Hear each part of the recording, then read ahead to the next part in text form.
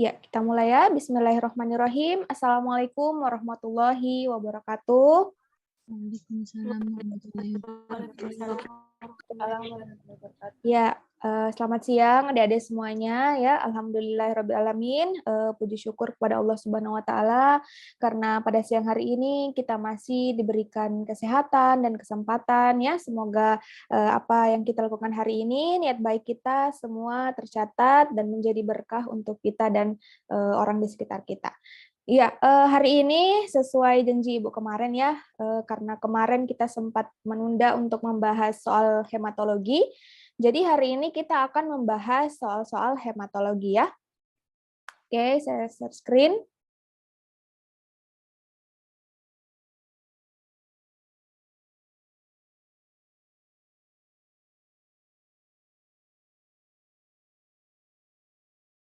Ya, apakah jelas? Ibu. Iya, Ibu. Jelas, Ibu. Iya, kita mulai ya. Bismillah.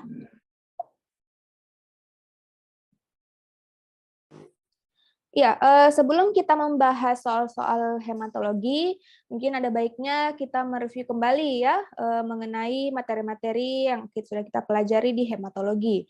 Adapun yang pertama kita akan membahas tentang tujuan pemeriksaan hematologi. Iya, jadi yang pertama adalah untuk mendeteksi kelainan hematologi. Ya, kelainan itu bisa berupa kelainan jumlah maupun kelainan fungsi. Ya, kelainan jumlah, ada yang tahu kelainan jumlah sel-sel darah itu seperti apa saja sih? Penyakit-penyakit yang berkaitan dengan kelainan jumlah. Anemia, Bu. Iya, anemia ya, yang berkaitan dengan sel darah merah anemia. Apalagi? Leukemia. Leukemia. Ya, apalagi? Sudah anemia, leukemia, apalagi? Hemofilia. Hemofilia ya. Jadi kalau kita mau klasifikasikan ya, kelainan sel-sel darah itu dibagi 3. Ada yang pertama kelainan sel darah merah. Kelainan sel darah merah ini ada namanya anemia. Nah, anemia ini pun terbagi-bagi. Ada anemia apa saja, ada yang tahu? Anemia megaloblastik, anemia Megaloblastik. Apalagi? defisiensi besi, Defisiensi besi, apalagi? anemia aplastik, Aplastik, apalagi? hemolitik, Hemolitik, apalagi? Sel sabit ya, anemia sel sabit. Jadi kalau berdasarkan ukuran bisa juga dibagi menjadi anemia makrositik dan juga anemia mikrositik. Nanti pembagiannya tergantung ukuran dan juga warnanya ya. Kemudian kelainan sel darah putih, leukemia, ada apa saja? Leukemia kan ada banyak. leukemia limfositik kronik, leukemia mieloid akut. Iya. Apalagi? Katanya itu yang saya tahu. Ya, jadi leukemia itu terbagi-bagi ya. Ada yang leukemia mieloblastik, ini yang berkaitan dengan sel-sel mieloid ya, seperti eosin, basofil, dan juga neutrofil. Ada juga yang berkaitan dengan limfositik, ya limfositik. Jadi ada yang kronik, ada yang akut. Jadi bisa dibagi menjadi AML, kemudian CML, ALL, dan AML. Kemudian apalagi selain itu leukemia apa? Ada limfoma ya, limfoma juga ada terbagi Hodgkin dan non-Hodgkin. Kemudian dan lain-lain. Kalau yang berkaitan dengan trombosit, kelainan apa yang berkaitan dengan sel trombosit? Sel trombosit. Iya, trombositopenia yang berkaitan dengan infeksi, misalkan infeksi DBD. Apalagi selain trombositopeni? Hemofili ya, hemofili itu kelainan pada pembekuan darah. Kemudian ada idiopati tromboplastik purpura dan lain-lain. Ya, itu adalah tujuan pemeriksaan hematologi untuk mendeteksi kelainan hematologi berdasarkan kelainan jumlah dan juga kelainan fungsinya. Kemudian yang kedua, tujuan pemeriksaan hematologi yang kedua adalah mendeteksi penyakit perdarahan. Nah, ini yang berkaitan dengan kelainan faal hemostasis ya. Biasanya apa saja ini kelainannya? Yang berkaitan dengan faal hemostasis. Clotting time, bleeding. Apa nih? Ya, clotting time itu jenis pemeriksaannya ya. Kalau jenis kelainannya itu biasa dibagi menjadi sistem vaskular ya, kelainan-kelainan pada sistem vaskular misalkan vaskularnya rapuh ya. Jadi itu bisa kita tes dengan clotting time, bleeding time, rempelit ya. Kemudian apalagi kelainan koagulasi. Kelainan koagulasi seperti apa? Jenis pemeriksaannya? Pemeriksaan koagulasi. Ada apa? Ada APTT. Apalagi?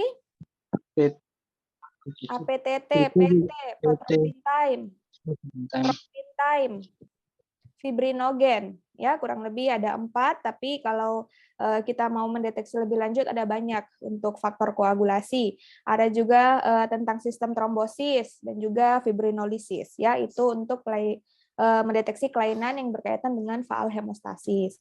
Dan yang ketiga, untuk membantu diagnosis penyakit infeksi, ya. Jadi bukan hanya melihat kelainan darah, tetapi pemeriksaan hematologi ini bisa juga untuk membantu diagnosis penyakit infeksi.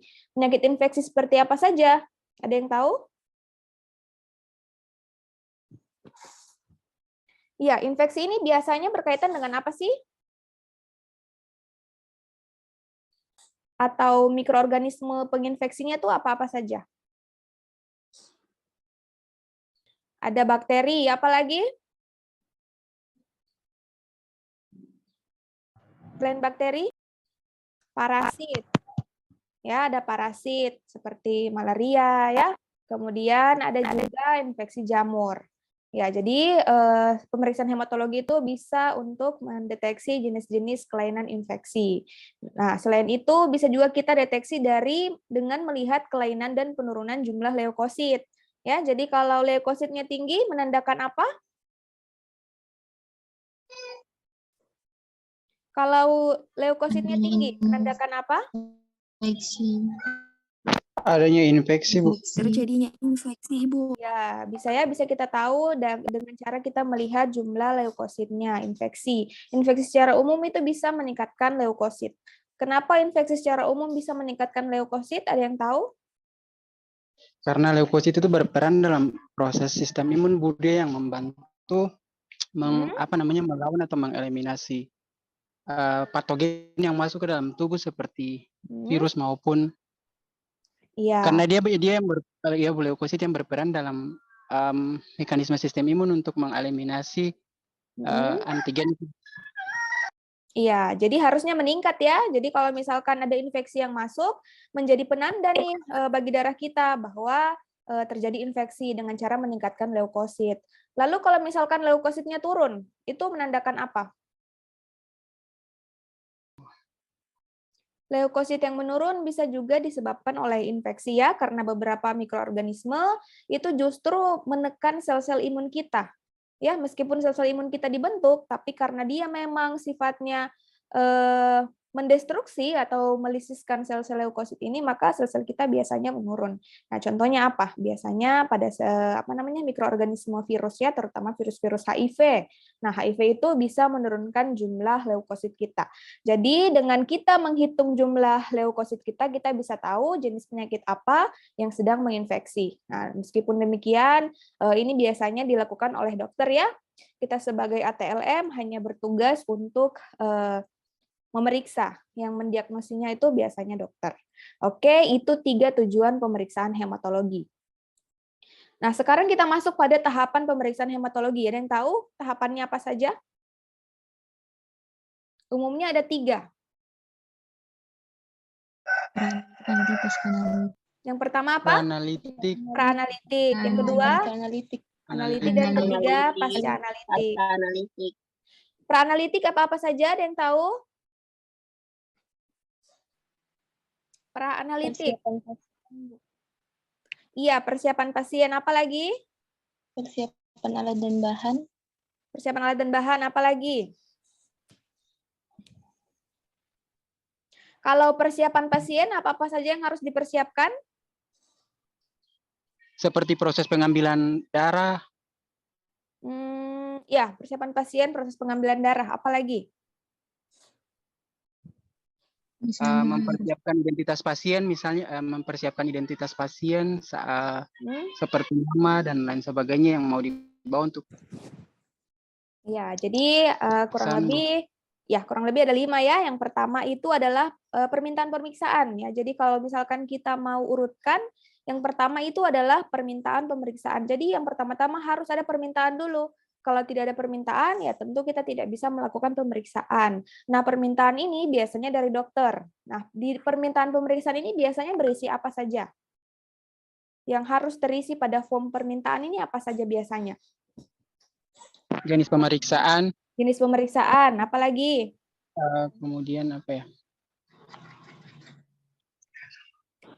Identitas Nama pasien. pasien, Ya, identitas pasien. identitas pasien ya, seperti nama, nomor rekam medik, umur, dan juga jenis kelaminnya. Apalagi sudah identitas pasien, kemudian jenis pemeriksaan, apalagi?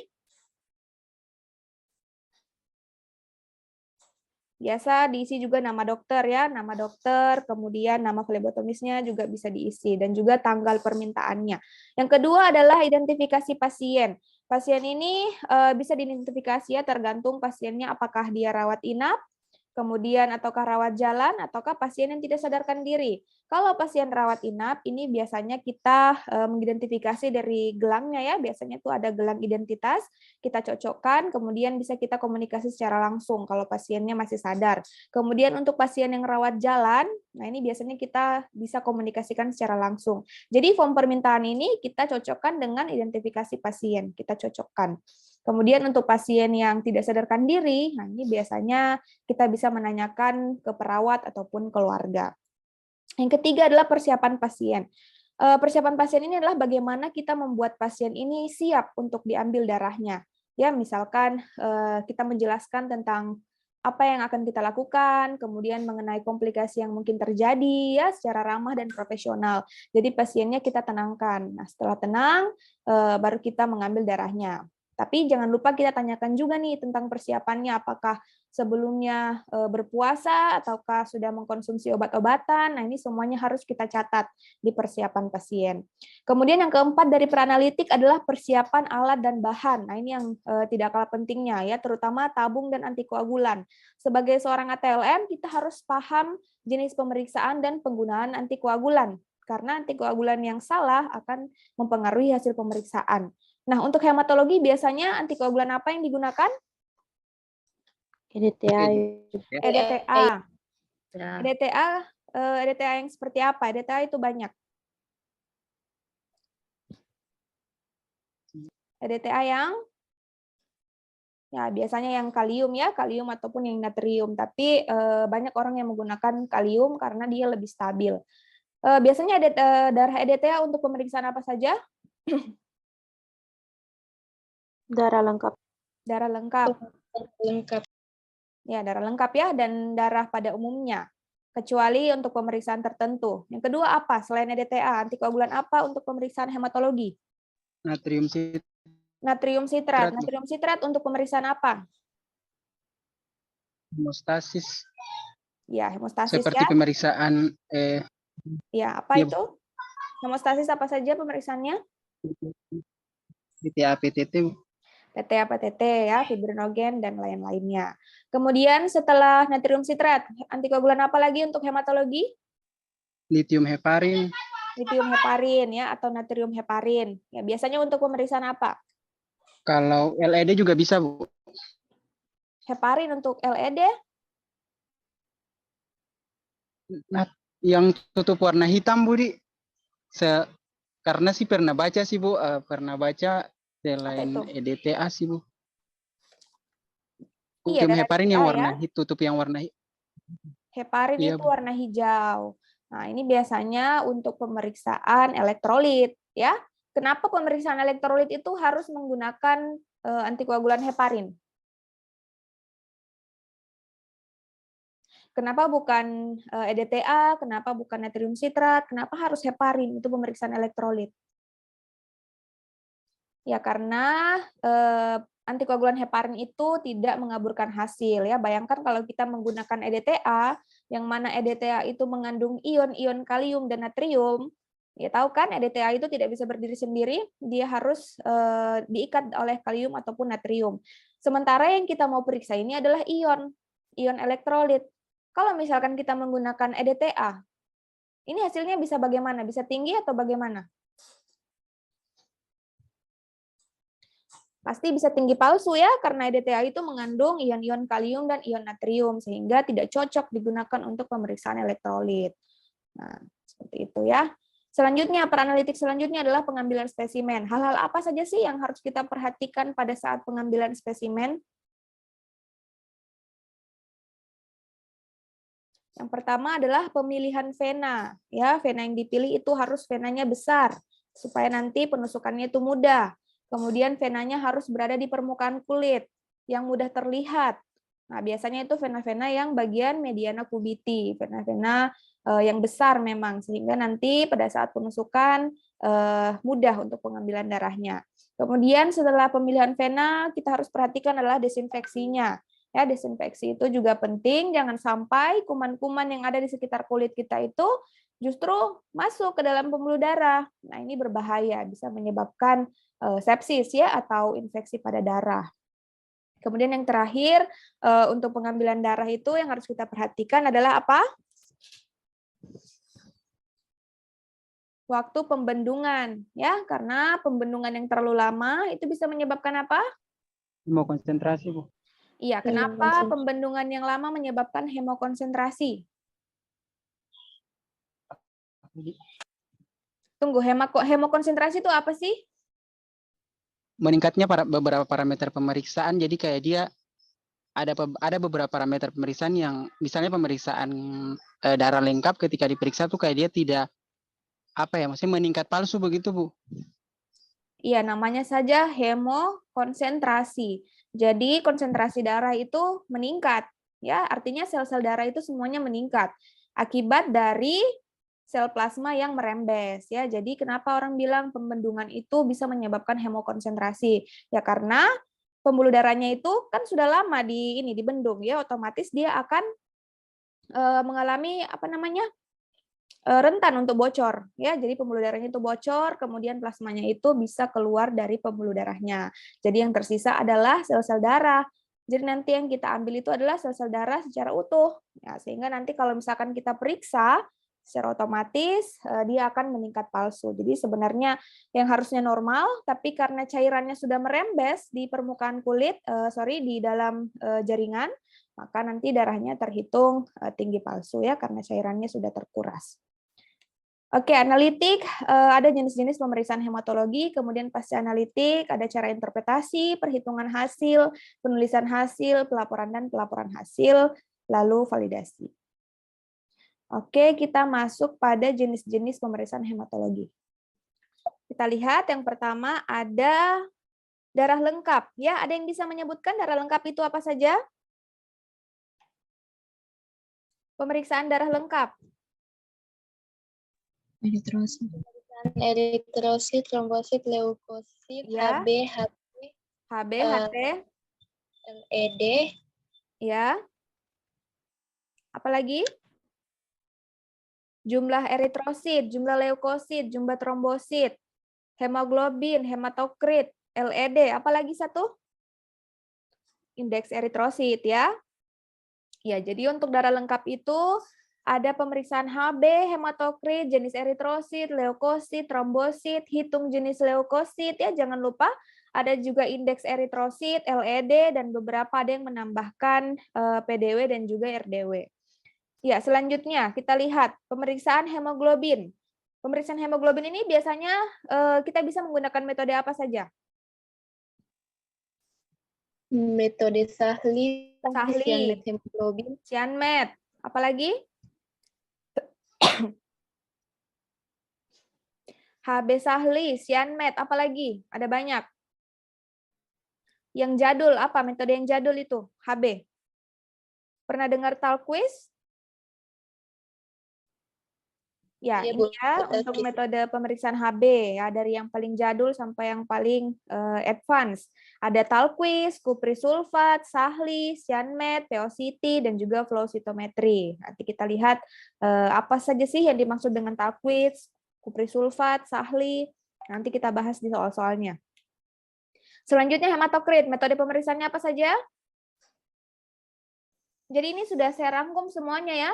Semua mata kuliah hematologi di sini akan saya rangkum, baik jenis pemeriksaannya dan juga metode pemeriksaannya. Jadi nanti kalian tinggal pelajari satu-satu saja. Jadi sudah terarah apa yang harus kalian pelajari. Dan soal-soalnya pun sudah saya urutkan nanti. Jadi misalkan yang pertama soal tentang hemoglobin, soal tentang hematokrit, sampai terakhir. Jadi kita bisa terarah apa yang akan kita pelajari. Oke, hematokrit, metode apa saja yang bisa digunakan? Makrometode kan tidak sama. Apa? Makrohematokrit. Makrohematokrit, apa lagi? Ada makrohematokrit, ada mikrohematokrit. Nah, ada juga flow cytometry. Nah, flow cytometry ini biasanya serangkaian ya. Kalau kita menggunakan hematologi analyzer, nah ini dia sudah bisa mendeteksi semua darah lengkap ini. Kemudian jumlah eritrosit. Jumlah eritrosit juga kita bisa menggunakan metode manual ya. Metode manual menggunakan apa? Untuk jumlah-jumlah sel darah? Ayo, masa lupa? Metode HM. Metode HM ya, HM atau TURK. Nah, jadi untuk pemeriksaan jumlah sel darah itu kita bisa menggunakan metode hemositometer. Nah, hemositometer ini terbagi lagi, ada beberapa reagen, ada reagen HM, ada reagen TURK, ada reagen Reseker. Reagen HM digunakan untuk pemeriksaan eritrosit ya. Prinsipnya nanti larutan HM akan melisiskan sel-sel leukosit dan juga trombosit ya. Jadi nanti kita hanya mendeteksi eritrosit saja. Kemudian TURK ini untuk pemeriksaan leukosit, dia akan melisiskan sel-sel eritrosit, dan Reseker, nah ini untuk pemeriksaan trombosit. Kemudian kita juga bisa menghitungnya dengan prinsip flow cytometry. Nah ini nanti akan saya bahas di akhir soal ya, bagaimana flow cytometry itu bekerja sehingga dia mampu menghitung jumlah sel-sel yang banyak ya, ribuan dalam hanya waktu 1 detik dia bisa mendeteksi. Selanjutnya adalah hitung jenis leukosit. Hitung jenis leukosit bisa kita gunakan metode apa saja? Ayo hitung jenis. Metode apa saja? GIMSA, apa lagi? Selain GIMSA, warna lain yang memiliki prinsip yang sama. Prinsip Romanowski, apa saja? GIMSA apa lagi? Wright ya, GIMSA, Wright, dan juga atau kombinasi keduanya, Red GIMSA dan juga May Granule GIMSA atau MGG. Ada juga flow cytometry. Ya, ini semuanya flow cytometry bisa mendeteksi semuanya sekaligus ya. Selanjutnya ada indeks eritrosit. Pemeriksaan indeks eritrosit ini biasanya menggunakan metode apa saja? Ya, bisa manual, bisa juga flow cytometry ya. Ada yang tahu jenis-jenis pemeriksaan indeks eritrosit itu apa saja? MCH, MCHC, MCV. Iya, ada yang tahu apa itu MCV? Main corpuscular volume, Bu. Mean corpuscular volume, artinya apa? Apa yang dimaksud dengan mean corpuscular volume? Volume rata-rata, Ibu. Volume eritrosit rata-rata ya. Jadi di sini kita mau lihat volume eritrosit itu berapa sih? Nah, ini biasanya untuk diagnosis penyakit-penyakit anemia ya, terutama anemia yang berhubungan dengan ukuran ya. Jadi kalau misalkan MCV-nya tinggi, berarti dia anemianya apa? Berarti kan volumenya tinggi. Volume itu adalah kandungan yang terdapat dalam eritrosit. Jadi kalau kandungannya banyak, berarti ukurannya harusnya besar. Ya, ukuran yang besar menandakan hemoglobin yang banyak. Jadi kalau misalkan MCV-nya tinggi, secara otomatis biasanya ini dia termasuk jenis anemia yang makrositik ya. Meskipun dia besar eritrositnya, tapi karena dia tidak berfungsi dengan baik, dia tidak bisa menghantar hemoglobin dengan baik, dia masuk ke dalam jenis anemia. Ada juga yang MCV-nya rendah. Nah, ini biasanya untuk jenis-jenis anemia yang mikrositik. Artinya kenapa? Artinya eritrosit itu memiliki volume hemoglobin yang sedikit. Jadi volumenya mengecil. Nah, ini biasanya untuk jenis-jenis anemia yang mikrositik. Kemudian setelah MCV apa lagi? Indeks eritrosit? MCH. MCH itu apa? Ya, mean corpus Volume. hemoglobin. Artinya volume rata-rata hemoglobin bukan? Iya, rata-rata hemoglobin ya, rata-rata hemoglobin dalam eritrosit. Nah, ini biasanya menunjukkan apa? Kalau misalkan MCH-nya rendah menunjukkan apa? Menunjukkan anemia jenis apa ini? Kalau hemoglobinnya rendah. Kan MCH itu adalah konsentrasi hemoglobin dalam eritrosit. Nah, kalau misalkan konsentrasinya rendah, berarti eritrositnya kenapa? Pucat, Ibu. Pucat ya. Jadi biasanya untuk pemeriksaan MCH ini kita mau lihat jenis anemia berdasarkan warna. Apakah dia normositik ataukah hipokromik ya. Kalau misalkan kenapa sih darah itu menjadi pucat? Ada yang tahu kenapa darahnya itu pucat? Karena konsentrasi Hb-nya kurang ya, biasanya nilai MCH-nya itu rendah sehingga darahnya menjadi pucat. Nah, ini sebenarnya bisa kita verifikasi ya atau kita validasi dengan metode manual. Yaitu ya ada juga MCHC sama. Jadi ini bisa kita deteksi secara manual maupun dengan flow cytometry. Manual ini dengan menggunakan rumus ya. Kalau MCV rumusnya apa? Untuk menghitung MCV. Jangan sampai nanti di UKOM ada keluar. Ya, apa rumusnya? 10 dikali dengan nilai 10 dikali hematokrit bagi nilai eritrosit. Ya, 10 dikali hematokrit dibagi jumlah eritrosit dalam juta ya. Dapatnya adalah satuannya apa? Satuan MCV apa? Itu femtoliter. Femtoliter. Ya, kenapa liter? Kenapa satuannya liter? Ya, karena dia menghitung volume. Ya, satuan volume kan liter. Volume apa? Volume yang terkandung dalam eritrosit. Volume apa itu? Volume hemoglobin. Jadi ini pengukurannya adalah untuk mengukur seberapa banyak sih hemoglobin dalam darah itu. Kalau dia banyak berarti MCV-nya harusnya tinggi, ya, menandakan eritrositnya membesar. Jadi satuannya itu liter, karena yang dihitung adalah volume. Kemudian MCH. MCH itu bagaimana rumusnya? 10 dikali nilai Hb dibagi dengan nilai eritrosit. Ya, dibagi dengan jumlah eritrosit dalam juta. Nah, ini satuannya apa? Piknogram, Bu. Pikogram ya. Pikogram. Gram itu artinya sesuatu yang padat ya, yang bisa ditimbang. Nah, dalam hal ini adalah hemoglobin. Jadi hemoglobin ini yang diukur seberapa beratnya, sehingga nanti satuannya itu menjadi gram. Kalau beda yang tadi liter ya, karena memang dia mengukur volume. Eritrosit itu kan berongga ya, artinya kalau dia berongga berarti dia ada isinya. Nah, isinya itu yang kita ukur. Itu indeks eritrosit. Selanjutnya adalah LED. LED ini bisa kita ukur dengan metode apa saja? Westergreen dan Winthrop, Ibu. Iya, Westergreen dan Winthrop ya. Selanjutnya retikulosit. Metode apa retikulosit? Bisa menggunakan metode sediaan. Retikulosit itu bisa menggunakan Brilliant Crescil Blue atau BCB, bisa juga menggunakan New Methylene Blue. Ya, itu nanti dia mewarnai retikulositnya atau sisa-sisa DNA sebenarnya ini retikulosit yang ada pada eritrosit. Kemudian ada faal hemostasis. Nah, faal hemostasis ini bisa kita cek rampelit, kemudian CT-BT, clotting time, bleeding time. Nah, ini juga bisa menggunakan dua metode ya, ada metode Duke dan ada metode IV. Kemudian untuk koagulasinya ada APTT, PT, TT, dan fibrinogen. Nah, ini bisa menggunakan metode koagulasi ya, yang menggunakan alat itu, pemeriksaan hemostasis. Kemudian yang ke-12 adalah pemeriksaan gambaran darah tepi ya. Ini biasanya untuk pemeriksaan apakah sel-sel darahnya ini normal, kemudian bisa juga kita amati dia punya apakah ada parasit malaria dan lain-lain ya.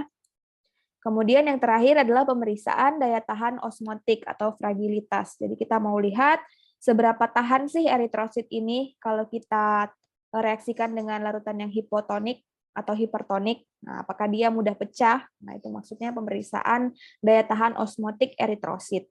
Jadi nanti soal-soal UKOM yang keluar itu tidak lepas dari 13 jenis pemeriksaan ini dan berbagai metodenya. Nah, masing-masing metode ini kita harus tahu prinsip pemeriksaannya, kemudian nilai normalnya, dan juga interpretasi hasilnya.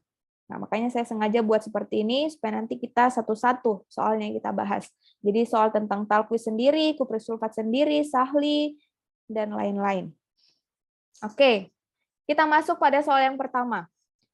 Seorang dokter datang ke pusat kesehatan dengan kondisi pucat, lesu, dan tidak bertenaga. Nah, dokter kemudian menyarankan untuk pemeriksaan kadar hemoglobin. Ya, sebagai seorang ATLM, Anda dapat menggunakan berbagai metode dengan berbagai reagen tergantung ketersediaan. Pertanyaannya, jenis reagen yang tidak dapat digunakan adalah A. Sodium lauryl sulfat, B. HCl 0,1N, C. kuprisulfat, D. HCN, dan E. kalium ferricyanida atau kalium cyanida. Yang mana yang benar?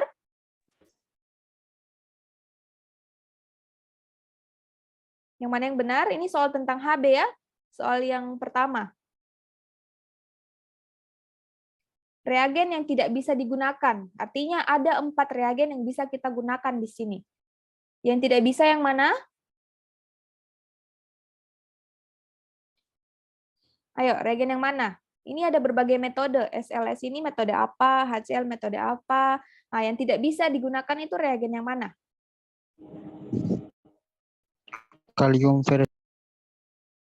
Kalium ferricyanida? Kalium ferricyanida tidak bisa digunakan?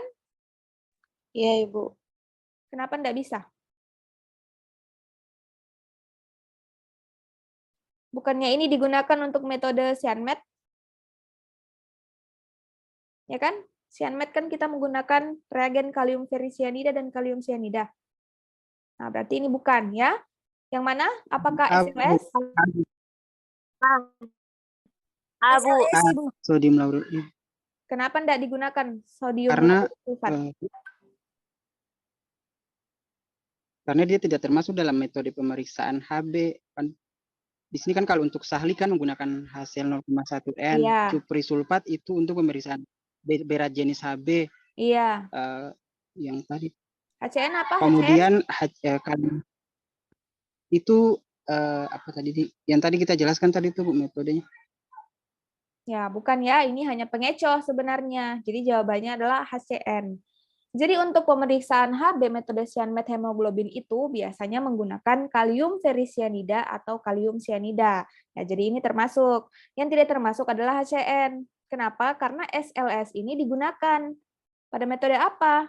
Pada metode flow cytometry. Memang jarang dibahas sih sebenarnya ini yang SLS, tapi untuk pemeriksaan HB metode flow cytometry, reagen yang digunakan adalah reagen SLS, karena reagen ini nantinya dapat melisiskan eritrosit sehingga hemoglobinnya nanti keluar. Nah, hemoglobin yang keluar inilah yang nanti diukur pada alat flow cytometry. Jadi yang benar adalah HCN ya.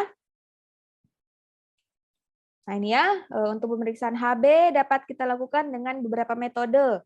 Ada metode talquis ya, yang dapat diamati dengan skala warna, kemudian ada kuprisulfat untuk berat jenis, Sahli yang menggunakan hidrogen kloridida, kemudian cyanmet hemoglobin yang menggunakan kalium ferricyanida dan kalium cyanida, dan flow cytometry yang menggunakan reagen sodium lauryl sulfat dan POCT. Oke, soal berikutnya.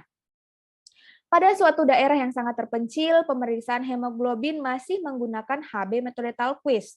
Ya, jadi daerahnya terpencil. Jadi yang metode yang masih digunakan itu metode talquis. Hasil pemeriksaan HB seorang wanita menunjukkan skala 60%. Nah, pertanyaannya, interpretasi untuk hasil tersebut adalah A. normal, B. diperkirakan anemia, C. mendekati anemia, D. anemia, dan E. anemia berat. Mana yang benar? Ya, jadi jawabannya adalah anemia ya. Jadi meskipun dia sudah 60%, tapi tetap dideteksi sebagai anemia. Nah, ini contohnya. Ini adalah skala hemoglobin pada metode talquis ya, meskipun ini sebenarnya sudah lama sekali ditinggalkan ya, tapi untuk daerah-daerah yang terpencil yang masih belum ada metode yang majunya, nah, biasanya menggunakan talquis. Jadi perhatikan, untuk hasil 30% sampai 60% itu diinterpretasikan sebagai anemia ya, karena untuk konsentrasi hemoglobinnya itu 4,7 gram sampai 9,4 gram per desiliter. Jadi kalau untuk 70% sampai 80% itu diinterpretasi sebagai diperkirakan anemia. Dan kalau normal itu adalah 90% sampai 100%. Jadi prinsipnya itu nanti darah itu kita teteskan di atas kertas saring, lalu ditunggu kering, baru kita bandingkan dengan skala warna di sini. Jadi kalau misalkan warnanya sama dengan 60%, berarti dia adalah anemia. Karena diperkirakan jumlah hemoglobinnya adalah 9,4 gram per desiliter. Jadi normalnya adalah warnanya harus seperti 90% dan 100%. Ya, tapi metode ini sebenarnya sudah tidak layak lagi digunakan ya, karena sangat tidak kuantitatif. Oke, soal yang ketiga. Pada suatu kegiatan donor darah, seorang pasien diperiksa kadar hemoglobinnya menggunakan reagen kuprisulfat. Nah, hasil menunjukkan tetesan darah yang terlihat mengapung. Pertanyaannya, darah yang mengapung tersebut menandakan apa? A. Kadar Hb kira-kira 12,5 gram per desiliter. B. Kadar Hb kurang dari 12,5 gram per desiliter. C. Kadar Hb lebih dari 12,5 gram per desiliter. D. Kadar Hb normal. Dan E. Kadar Hb tinggi. Untuk darah yang mengapung, maka kadar Hb-nya kira-kira berapa sih? Apakah normal, ataukah tinggi, ataukah kurang dari? Yang mana yang benar? Jawabannya adalah kadar Hb kurang dari 12,5 gram per desiliter.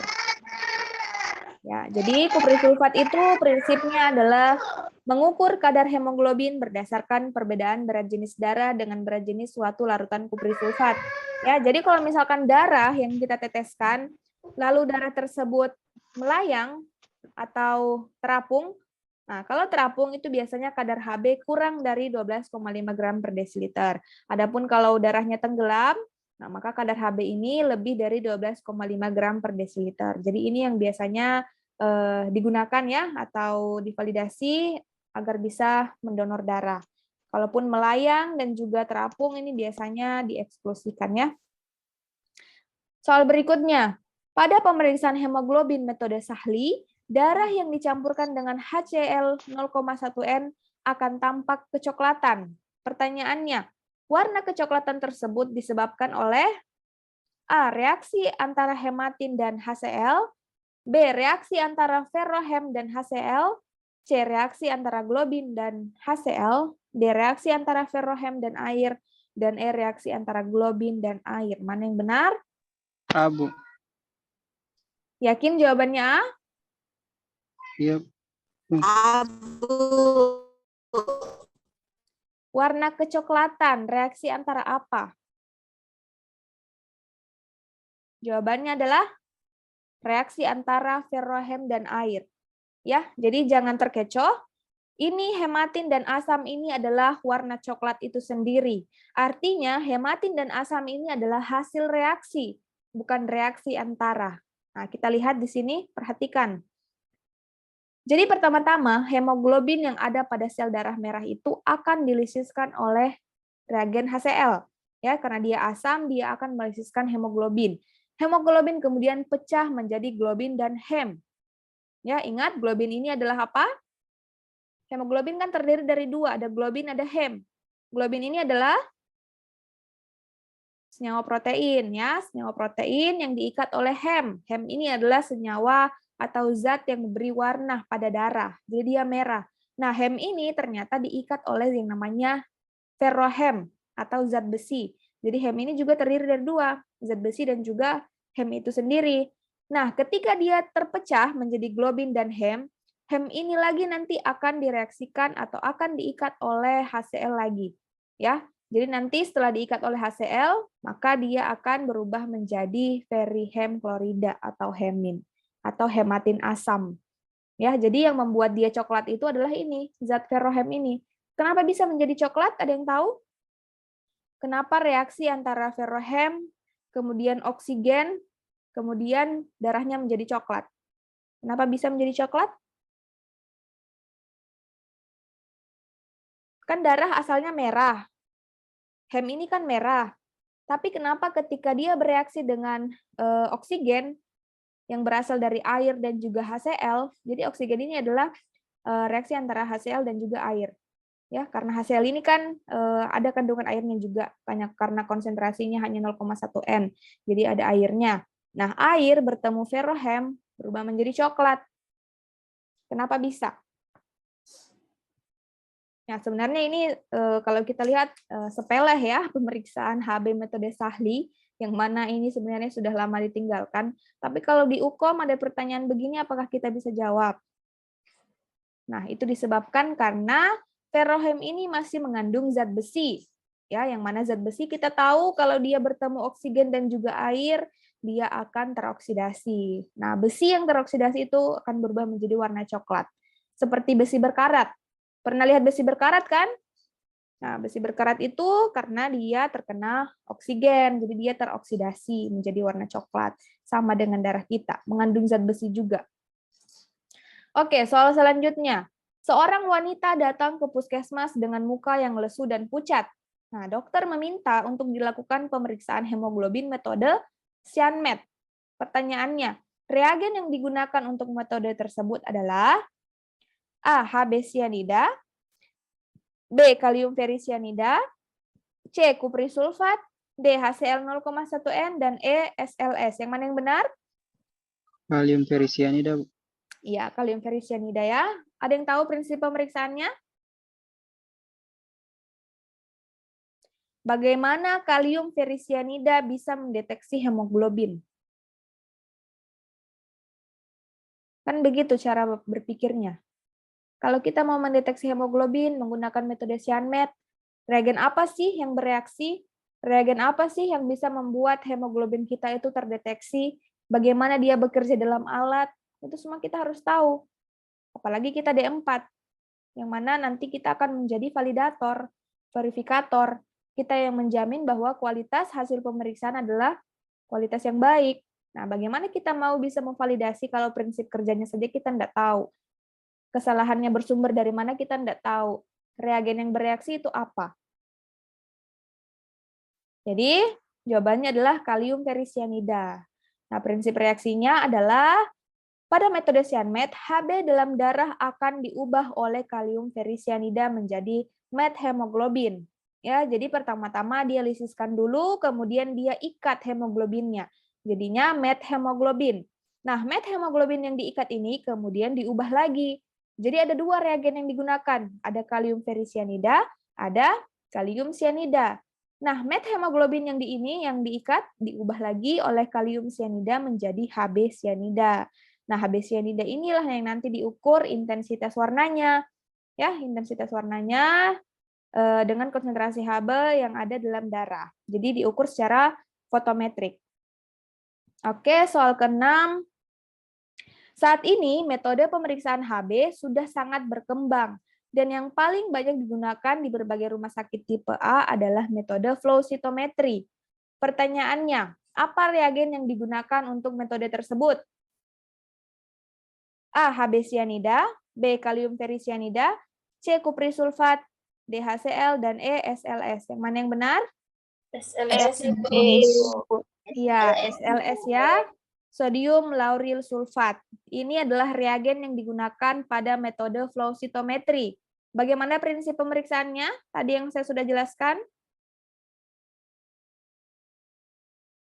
Bagaimana sodium lauryl sulfat ini bisa mendeteksi hemoglobin dalam alat? Bagaimana sih cara kerjanya?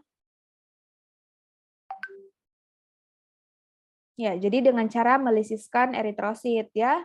Jadi kalau eritrosit itu lisis, keluarlah hemoglobin. Karena hemoglobin kan nempel di eritrosit.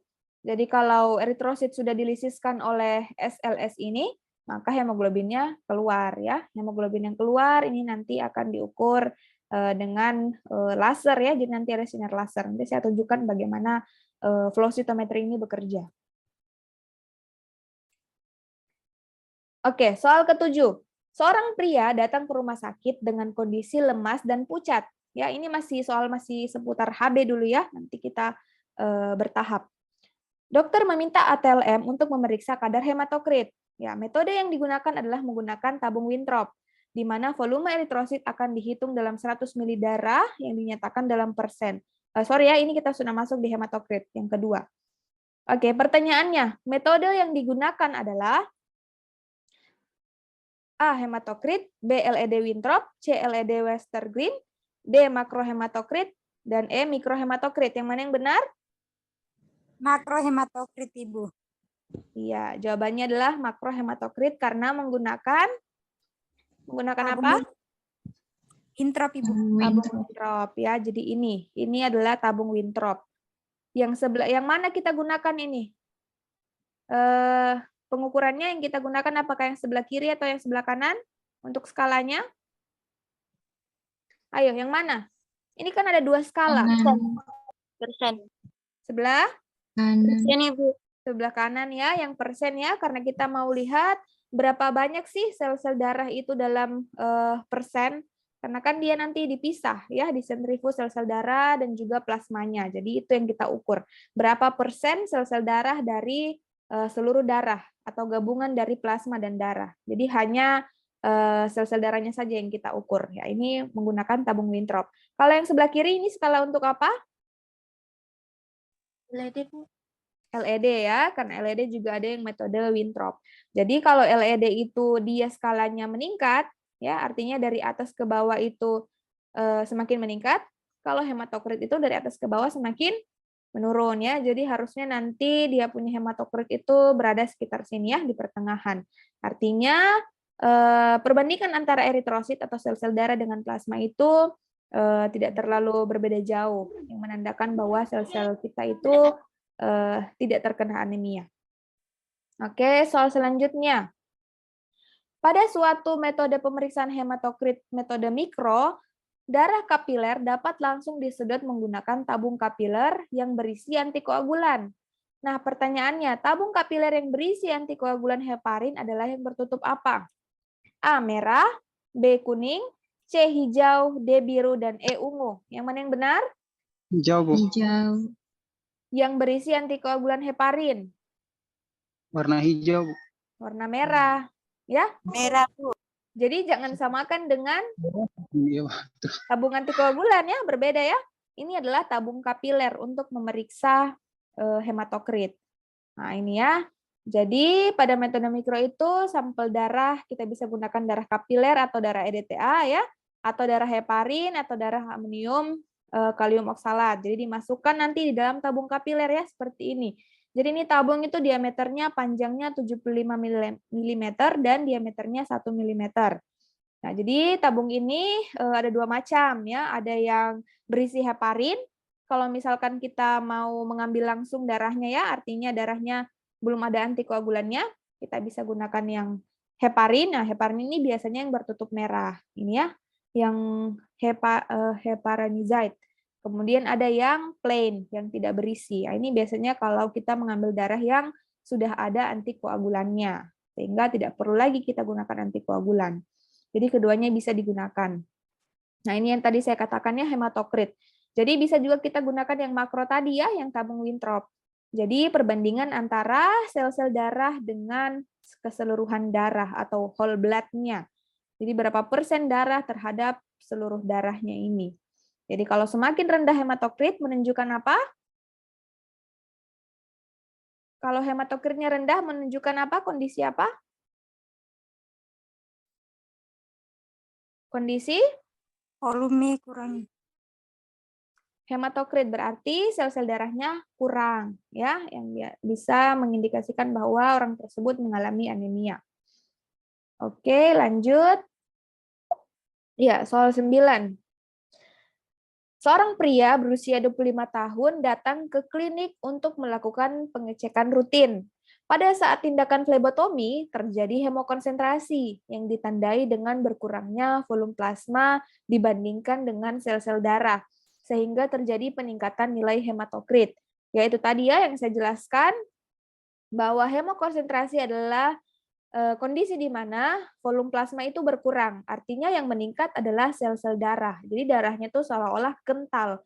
Padahal bisa jadi disebabkan oleh kesalahan pada saat pengambilan darah. Karena ada memang kondisi di mana hematokrit itu meningkat. Kondisi kelainan memang kelainan. Tapi kalau dia meningkat palsu, perhatikan dari cara pengambilan darah kita. Apakah pembendungannya terlalu lama? Nah, itu harus diperhatikan.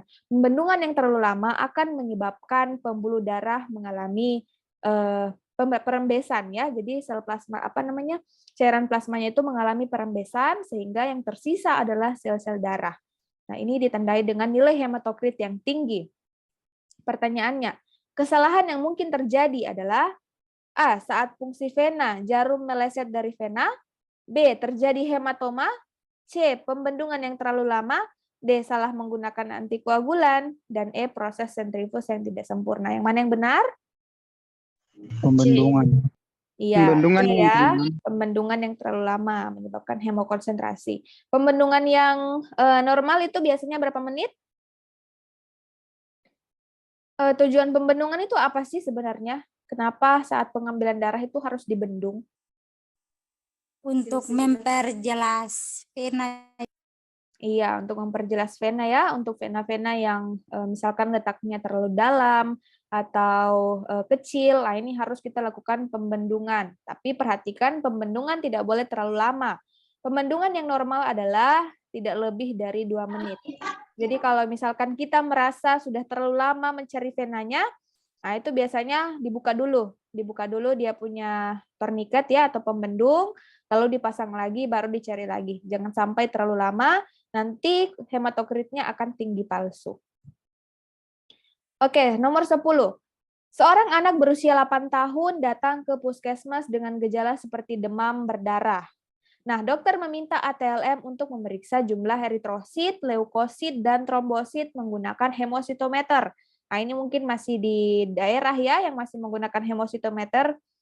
Pertanyaannya, prinsip yang sesuai untuk jenis reagen di bawah adalah, nah ini kita sudah masuk hitung jumlah sel ya. Tadi yang pertama kita sudah bahas apa? Yang pertama sekali? Hemoglobin. Hemoglobin pertama, kedua hematokrit. Nah, sekarang kita sudah masuk pada hitung jumlah sel-sel darah. Jadi ingat ya, kita harus berurutan supaya nanti kalau misalkan ada soal, kita ingat ini pembahasan di nomor berapa. A. Reseker mengandung BCB yang berfungsi melisiskan eritrosit dan leukosit. B. Turk mengandung asam asetat yang berfungsi melisiskan leukosit dan eritrosit. C. Hayem yang mengandung HgCl2 yang berfungsi melisiskan leukosit dan trombosit. D. Turk yang mengandung asam asetat yang berfungsi melisiskan trombosit dan leukosit. E. Hayem yang mengandung HgCl2 yang berfungsi melisiskan trombosit dan eritrosit. Yang mana yang benar? C. Ya, yang benar adalah C ya. Jadi kalau misalkan kita menggunakan reagen Hayem ini untuk menghitung apa? Eritrosit, Ibu. Iya, untuk menghitung eritrosit ya. Kalau misalkan kita mau menghitung eritrosit, otomatis kita akan melisiskan leukosit dan trombositnya. Ya, supaya apa? Supaya sediaan kita jelas ya dan tidak terlalu banyak yang mendistraksi. Jadi di dalam Hayem itu mengandung HgCl2. Jadi nanti eritrositnya tetap utuh, sementara leukosit dan trombositnya akan dilisiskan. Ya, itu prinsipnya. Nah, ini Hayem, HgCl2 ya, berfungsi melisiskan leukosit dan trombosit agar eritrosit dapat diamati dengan jelas. Adapun Turk, nah ini Turk ini untuk menghitung leukosit. Nah, Turk ini biasanya mengandung asam asetat ya yang berfungsi melisiskan eritrosit dan trombosit.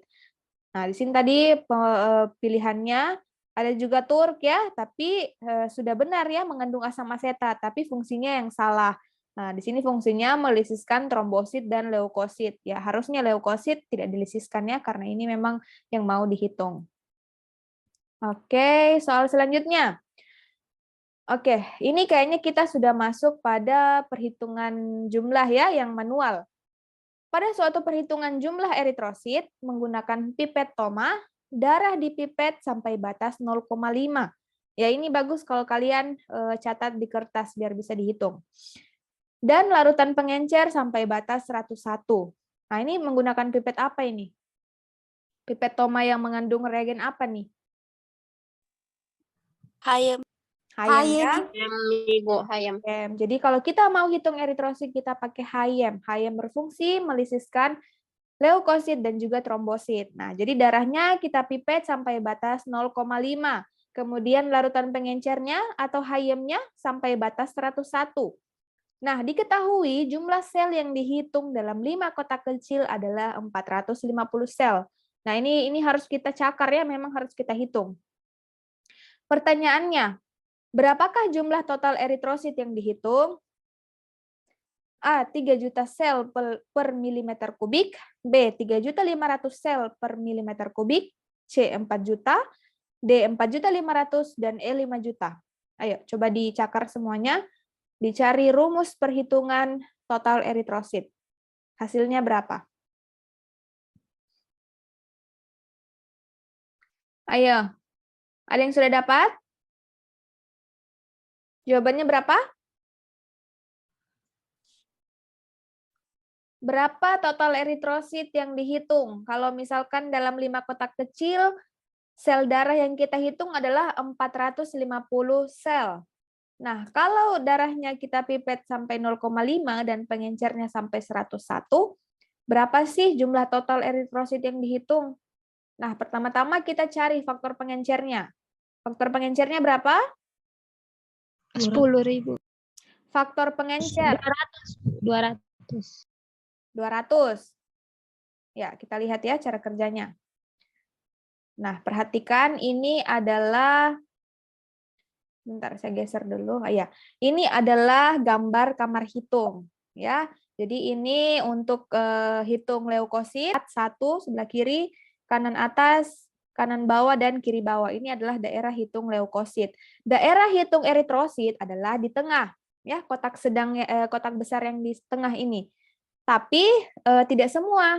Ini kan ada 25 kotak. Nah, yang kita hitung adalah hanya 5, yaitu yang di kiri atas, kanan bawah, dan kiri bawah, dan yang terakhir di tengah. Nah, yang harus kita pahami, yang pertama kita harus tahu volume kotak yang kita hitung itu berapa, kemudian faktor pengencer yang kita hitung itu berapa. Oke, pertama kita tentukan dulu nih rumusnya. Jadi rumus untuk menghitung total sel adalah N dikali P per V. N adalah jumlah sel yang kita hitung. Tadi berapa jumlah sel yang kita hitung? 450. 450. P adalah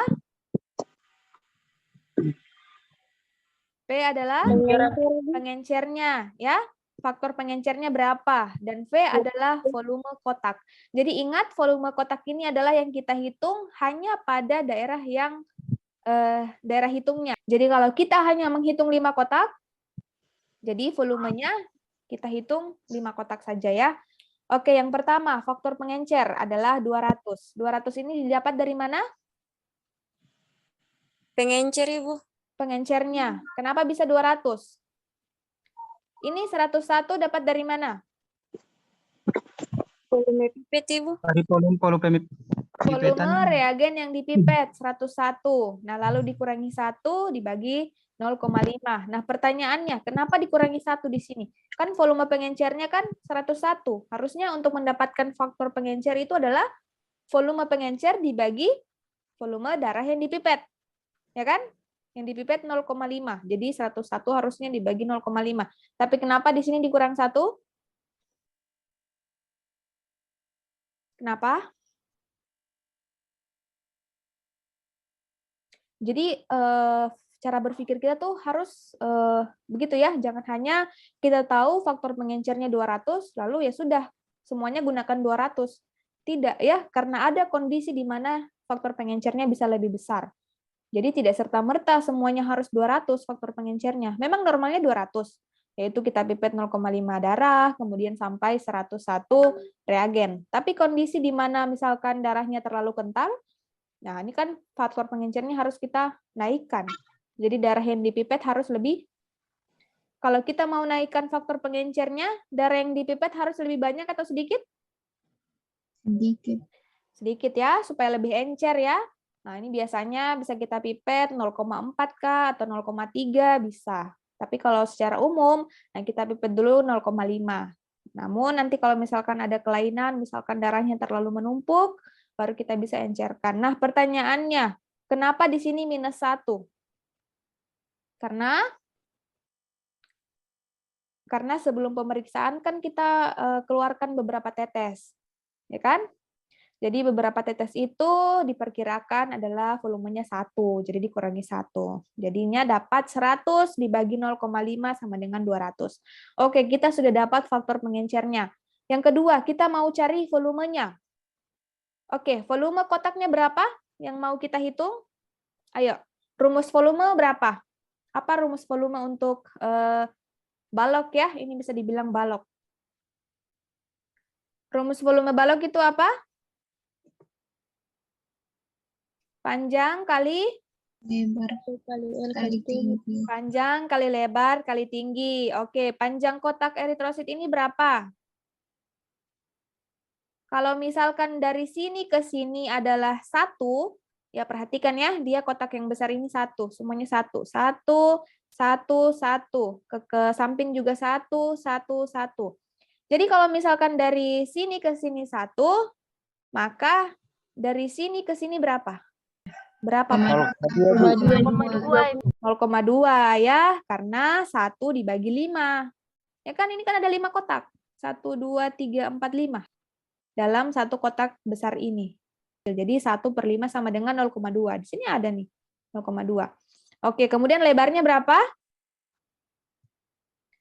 Lebarnya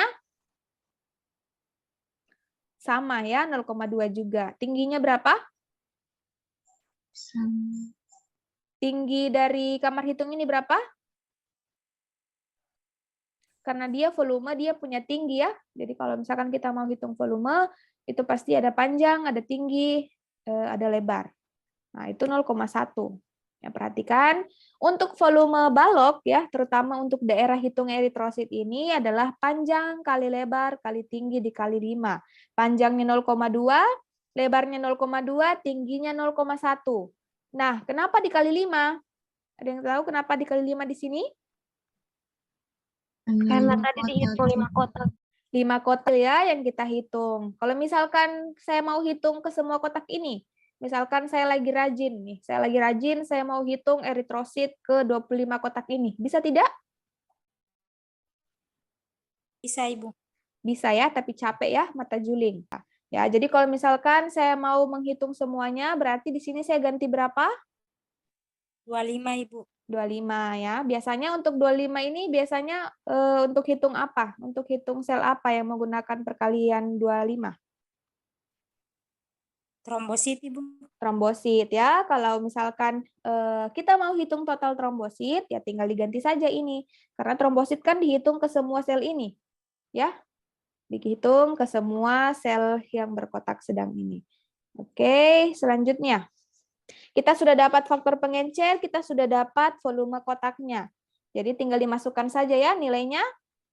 Oke, yang ditanya adalah total sel. Total sel sama dengan N dikali P per V. Total sel yang dihitung adalah 450, kemudian pengencernya 200, volumenya kotaknya 0,02. Oke, didapatlah total sel sama dengan N dikali 10.000. Ini yang sering kalian dengar kan pasti, yang sering kalian lihat. Untuk menghitung total sel adalah N dikali 10.000, tapi pertanyaannya 10.000 ini dapat dari mana? Nah, dapat dari pengencer dibagi dengan volume ya. Jadi 200 dibagi 0,02 dapatnya 10.000. Jadi asalkan ada kita dapat sel yang sudah kita hitung dikalikan dengan 10.000, sebenarnya sudah didapat total sel. Tapi kan bisa saja faktor pengencer ini berubah-ubah ya, sehingga kita harus tahu 10.000 ini didapat dari mana. Kalau misalkan faktor pengencernya diganti 100, ya otomatis ini sudah bukan 10.000 lagi ya. Oke, jadi 450 dikali 10.000 sama dengan 4.500 sel per milimeter kubik.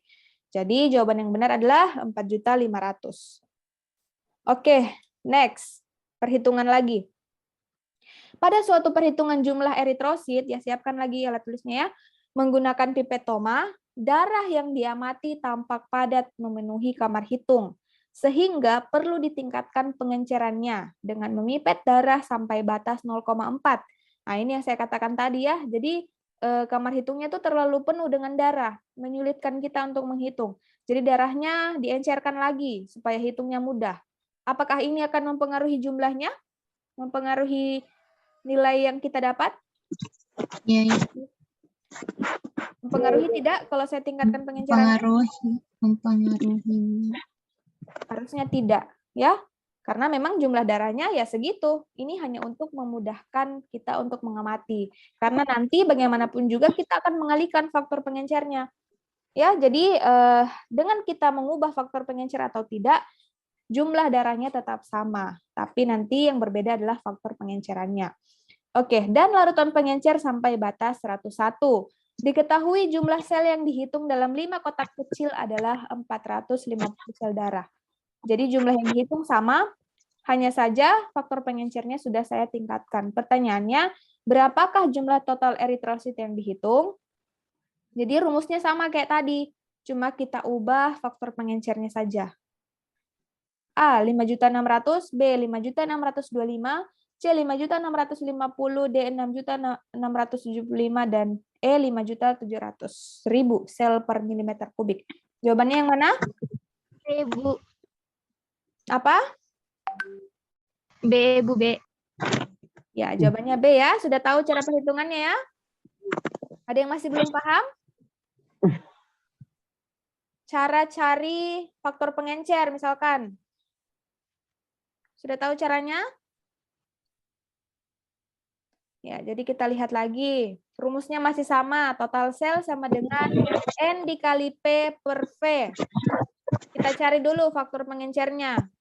Karena tadi darahnya saya pipet hanya 0,4, berarti faktor pengencernya adalah 101 dikurang 1 dibagi 0,4. Dapatnya 250.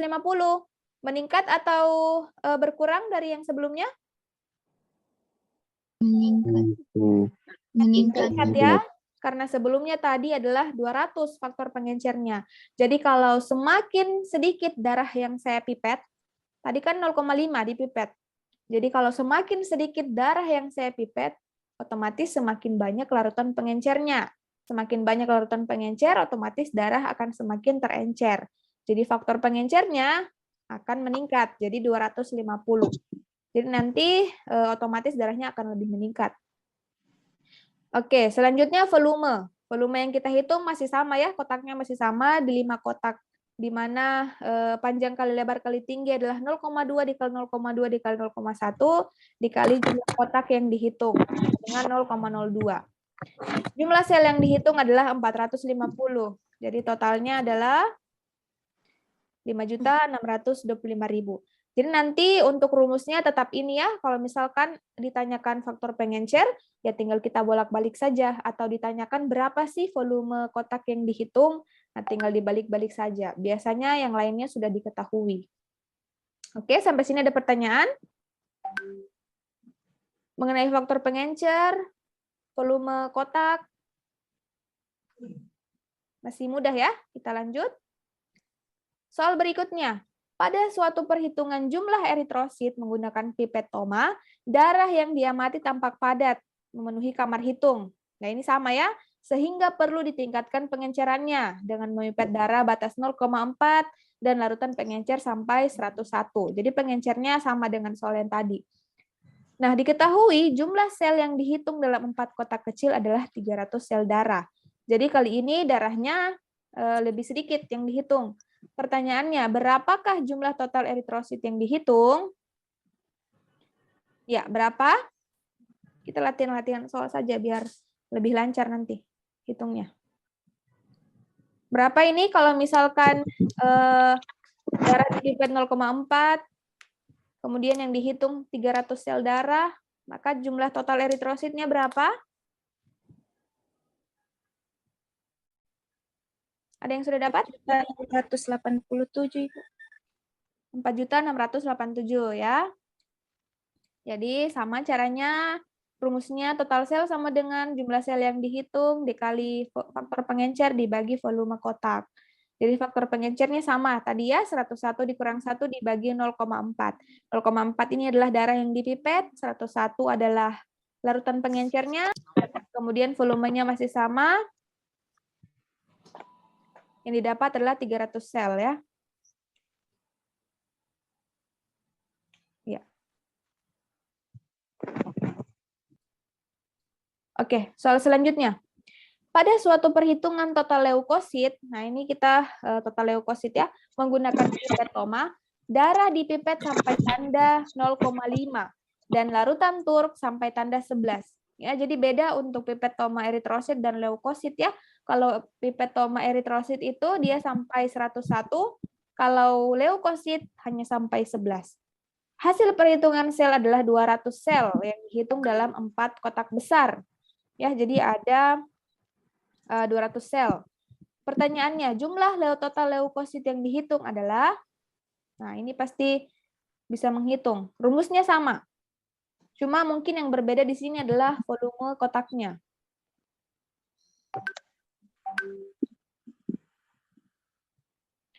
Jawabannya yang mana? Cara hitungnya sama, hanya saja nanti faktor pengencernya sama volume kotaknya yang berbeda. Ada yang sudah dapat? 10.000. 10.000, Ibu. Iya, jawabannya adalah 10.000. Mari kita lihat cara pengerjaannya gimana. Oke, rumusnya masih sama ya, total sel sama dengan N dikali P per V. Nah, yang pertama kita cari faktor pengencernya. Faktor pengencernya adalah 11 dikurang 1 dibagi 0,5 sama dengan 20. Nah, 11 kurang 1 adalah 10 dibagi 0,5. Oke, volumenya. Volume untuk leukosit berapa? Volume kotak yang kita hitung untuk perhitungan leukosit berapa? Ayo. 4. Berapa? 4, Ibu. 4. 0,4. 0,4 ya. 0,4 dapat dari mana? 0,4 itu dapat dari mana?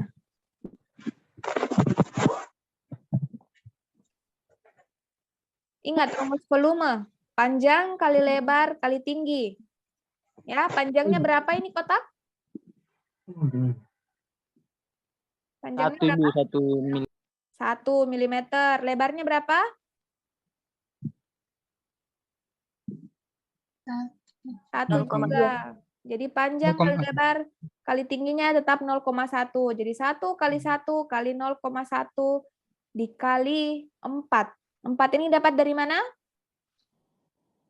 Jumlah kamar. Kotak yang dihitung. Hitung Bu setiap kolomnya. Ya, Satu. jumlah kotak yang dihitung ya, karena ada 4, jadi kita kalikan 4, yaitu 1, 2, 3, 4. Dapatnya 0,4.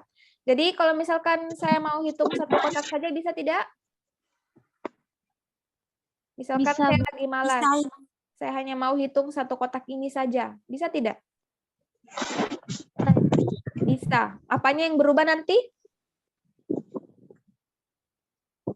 Volumenya berubah enggak? Berubah, Ibu. Berubah. Jadi berapa?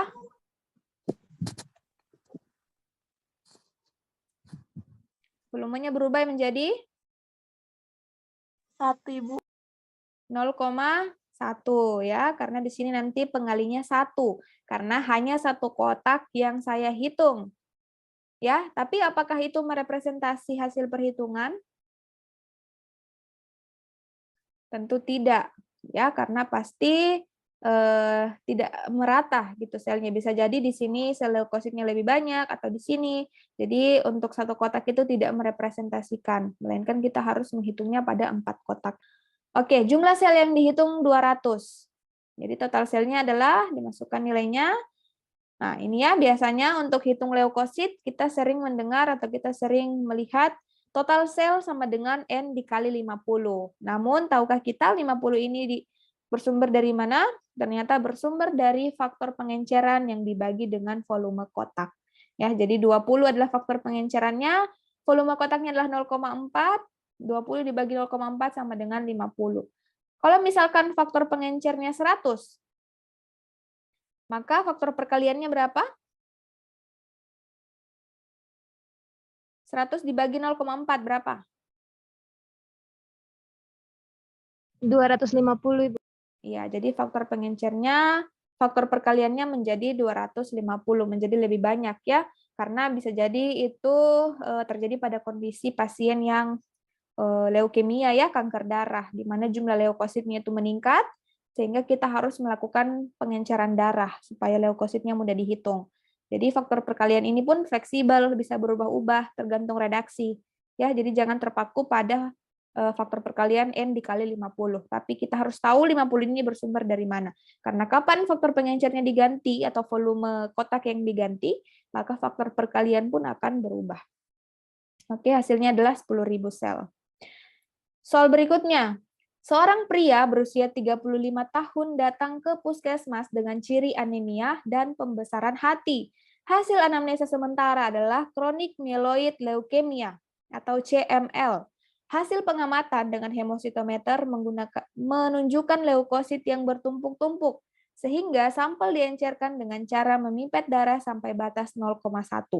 Jika jumlah sel yang dihitung dalam 4 kotak besar adalah 1.000 sel, maka berapa jumlah total leukositnya? Nah, ini sama lagi ya, cuma faktor pengencernya yang berubah. Jumlah perhitungannya selnya pun lebih banyak, ada 100 sel. Coba jawabannya yang mana?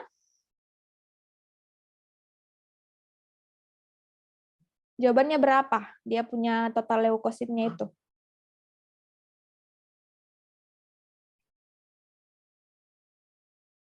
Ayo. Rumusnya masih sama ya? 250.000 Ibu. Iya, hasilnya 250.000. Mari kita lihat cara hitungnya. Rumusnya sama, faktor pengencerannya yang berubah ya. Karena darahnya kita pipet 0,1, berarti nanti dibaginya 0,1. 11 ini adalah faktor larutan pengencernya, dikurangi 1, dibagi 0,1 dapatnya 100. Ya, faktor pengencernya 100.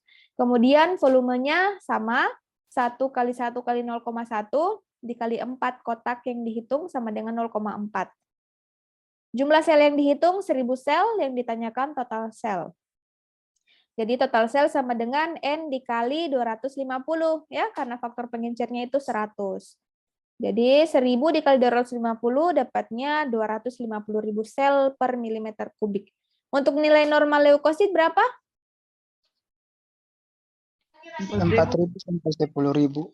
Ya, 4.000 sampai 10.000 ya. Jadi kalau misalkan hasilnya sudah sampai begini, ya ini menandakan orang tersebut sudah ada penyakit kelainan darah pada leukositnya. Ya, bisa jadi ini CML atau AML, ya, tergantung apa yang meningkat, apakah darah-darah myeloidnya ataukah limfositnya yang meningkat. Oke, soal ke-16.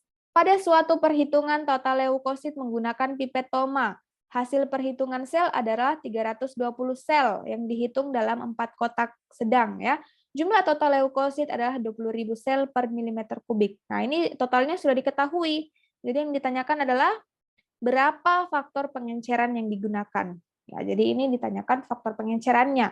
Jadi misalkan dokter nih, ada dokter ragu sama hasil pemeriksaan kita. Kenapa leukositnya terlalu tinggi? Berapa faktor pengenceran yang kamu gunakan? Nah, ini kita harus bisa menjelaskan. Berapa? 10 kali, 15 kali, 20 kali, 25 kali, dan 30 kali. Mana yang benar? 20. Faktor pengenceran yang digunakan berapa? 20 kali, Bu. 25 kali. Ya. Oh. Sudah dihitung rumusnya? Perhatikan, ini 20 kali kalau yang normal. Tapi kalau misalkan saya dapat 20.000 sel, kemudian yang saya hitung adalah 320 sel dalam 4 kotak besar. Nah, berapa sebenarnya faktor pengencerannya? Ya, jadi begini. Pertama-tama kita cari volumenya. Volumenya sama ya, 0,4. Kemudian sel yang dihitung 320. Nah, didapatnya total sel 20.000 sel. Nah, yang jadi pertanyaan berapa faktor pengencernya ya? Kita masukkan saja di sini. Nanti kita bolak-balik rumusnya. Jadi total sel sama dengan 20.000. Jumlah sel yang dihitung 320 dikali faktor pengencer dibagi volumenya 0,4. Kemudian kita pindahkan 320 dikali P sama dengan 320P. 20.000 kita geser ke kanan dan dikali 0,4. Jadi kalau ada bilangan yang kita pindahkan, dari sebelum sama dengan dan setelah sama dengan, maka angka yang awalnya dibalik menjadi dikali ya. Jadi 20.000 dikali 0,4 dapatnya 8.000. Jadi P sama dengan 25. Ya, sampai sini paham cara perhitungan faktor pengenceran? Sudah paham, Dek, mengenai faktor pengencerannya, cara cari faktor pengencerannya? Ya, Ibu anggap sudah paham ya. Selanjutnya, nah ini ya untuk trombosit. Hasil pemeriksaan darah lengkap metode flow cytometry terhadap seorang pasien DBD menunjukkan jumlah trombosit yang tinggi. Nah, dokter kemudian ingin mengonfirmasi menggunakan metode yang manual. Nah, berdasarkan hasil perhitungan, didapati jumlah trombosit sebanyak 130 sel pada 25 kotak. Nah, pengenceran yang digunakan adalah 200 kali. Pertanyaannya, berapakah jumlah total trombosit pada pasien tersebut? Nah, ini sama lagi, sama rumus yang digunakan. Hanya saja volume kotaknya pasti berbeda, ya karena yang dihitung di 25 kotak sedang. Jadi untuk perhitungan trombosit itu dia sama ya dengan eritrosit. Kotak yang dihitung itu sama, tapi jumlahnya yang berbeda. Kalau eritrosit 5 kotak, kalau trombosit 25 kotak. Ayo, dapatnya berapa?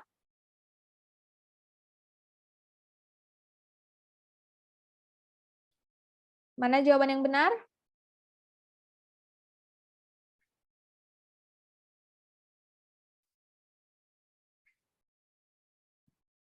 Rp260.000. Sebentar ya, ini kenapa? Iya, jawabannya 260.000. Mari kita lihat caranya bagaimana. Oke, rumusnya tetap sama. Total sel sama dengan N dikali P per V. Nah, faktor pengencerannya sama ya dengan eritrosit karena pipet yang digunakan pun jenis pipetnya sama, yaitu menggunakan pipet toma eritrosit, tetapi reagen yang berbeda. Ya. Kalau trombosit menggunakan reagen apa? Reseker, Bu. Reseker ya, reseker tapi menggunakan pipet toma eritrosit. Jadi faktor pengencerannya pun sama, yaitu 101 dikurangi 1 dibagi 0,5. Jadi faktor pengencerannya didapat 200. Oke, volumenya, volume yang berbeda. Ya, perhatikan di sini harusnya sama dengan eritrosit ya di kotak eritrosit. Jadi 0,2 yaitu panjangnya, lebarnya 0,2, tingginya 0,1. Nah, yang berbeda tuh di sini. Trombosit kita hitung pada 25 kotak. Jadi semua kotak yang berada di tengah ini kita hitung semuanya. Ini kan ada 25 kotak ya. 1, 2, 3, 4, 5. Kenapa harus semua? Ya karena trombosit itu tidak banyak ya, tidak seperti eritrosit. Kalau eritrosit kita mau hitung semua, ya pasti sakit mata ya. Jadi untuk trombosit karena sedikit jumlahnya jadi semakin banyak kotak yang dihitung itu semakin bagus. Jadi nanti volumenya adalah 0,1 mm kubik karena dikali 25 kotak. Oke, yang dihitung adalah 130 sel. Yang ditanyakan adalah total sel trombosit yang dihitung. Oke, masukkan ke rumus. Total sel sama dengan N dikali 200 per 0,1. 200 adalah faktor pengencer, 0,1 adalah volume kotaknya. Jadi didapat total sel sama dengan N dikali 2000. Nah, ini yang pasti yang sering kalian dengar ya, bahwa untuk hitung trombosit itu N dikali 2000. Namun 2000-nya ini dapat dari mana? Ternyata didapat dari faktor pengencer dibagi volume kotak. Jadi kalau misalkan saya hanya mau menghitung misalkan 20 kotak, bisa tidak? Bisa, Ibu. Bisa. Yang berubah di mana? Volumenya. Volumenya di sini ya. Jadi 20. Jadi bisa saja nanti di sini angkanya berubah ya, lebih sedikit. Jadi itu ya dikali 2000. Jadi 130 dikali 2000 sama dengan 260.000. Ini ya untuk perhitungan volumenya untuk eritrosit panjang kali lebar kali tinggi dikali jumlah kotak yang dihitung. Jadi 0,2 dikali 0,2 kali 0,1 dikali 5. 5 adalah kotak yang dihitung. 1, 2, 3, 4, 5. Dapatnya adalah 0,02 untuk volume eritrosit. Volume kotak leukosit, panjang kali lebar kali tinggi kali jumlah kotak yang dihitung. Panjangnya adalah 1, lebar adalah 1, dikali tinggi 0,1 dikali 4 kotak. Karena 4 kotak yang dihitung dapatnya 0,4. Kalau trombosit sama dengan eritrosit, hanya saja dikalinya 25, karena 25 kotak yang dihitung. Jadi volume untuk trombosit adalah 0,1.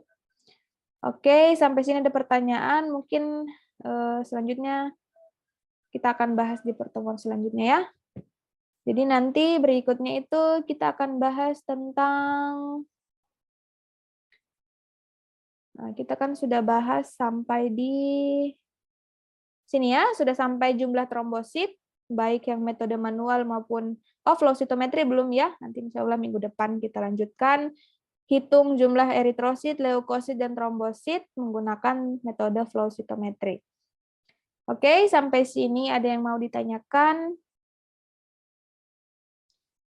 Mulai dari hemoglobin, hematokrit, jumlah eritrosit, hitung jumlah leukosit, dan hitung jumlah trombosit. Sudah jelas ataukah ada yang mau ditanyakan?